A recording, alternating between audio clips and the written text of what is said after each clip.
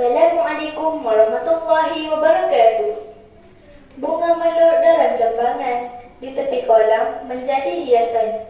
Kusampaikan ulasan buat pengajaran, dariku untukmu mempunyai wawasan.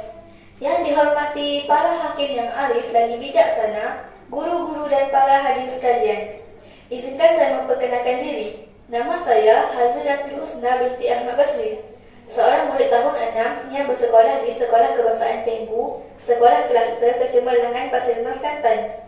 Hari ini saya ingin membuat ulasan tentang sebuah buku menarik yang telah saya baca yang bertajuk Anak Akak Yang Berbudi.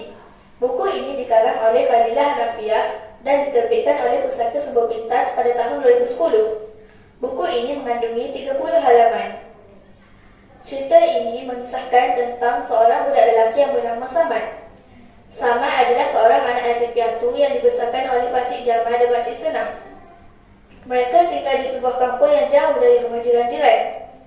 Samad kini sedang menuntut di tingkatan 5. Kehidupan mereka agak susah kerana Pakcik Jamal tidak bekerja kerana dia jatuh sakit. Pada suatu hari, Samad telah pergi ke rumah seorang kaya di kampung tersebut untuk meminta bantuan. Namun, kehadiran Samad tidak disambut dengan baik. Lalu, Samad pun meninggalkan rumah orang kaya tersebut dengan perasaan kecewa. Dalam perjalanan pulang ke rumah, Samad singgah di sebuah kedai runcit dengan wajah yang sedih. Peniaga kedai itu bertanya kepada Samad akan kesedihannya. Lalu, Samad pun menceritakan hal yang sebenar. Peniaga itu turut bersimpati, lalu menawarkan pekerjaannya kepada Samad. Samad merasa begitu gembira lalu bersetuju. Pada suatu hari, ketika pulang dari tempat kerja, Samad terjumpa sebuah beg tangan di tepi jalan yang terdapat banyak uang di dalam beg tersebut. Samad terbayangkan kedua ibu bapa angkatnya yang susah. Tanpa berfikir panjang, Samad terus mengambil beg tangan itu dan pulang. Dalam perjalanan pulang ke rumah, dia terserempak dengan seorang pakcik tua yang duduk di bawah pokok. Orang tua itu bertanya kepada Samad, dari mana Samad dapatkan beg tangan itu? Dan Samad menceritakan tentang kejadian tersebut.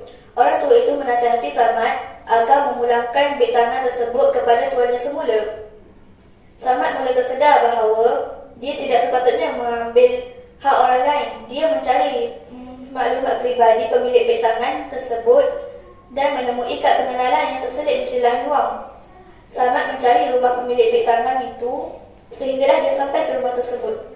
Alangkah terkejut Samad apabila mendapati rumah itu adalah rumah orang kaya yang sombong yang pernah dia pergi untuk meminta bantuan dalam tempoh hari yang lepas. Samad menghampiri rumah itu dan lalu memanggilnya. Kemudian orang kaya itu keluar dari rumahnya dan melihat Samad sedang berdiri di hadapan pintu pagar rumahnya. Samad memberitahu kedatangannya untuk menyerahkan kembali beg tangan yang dijumpainya kepada isteri orang kaya tersebut.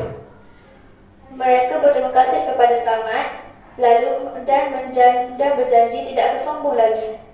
Sebagai tanda penghargaan, orang kaya itu menawarkan pekerjaan kepada Samad dengan meminta Samad untuk bekerja dengannya.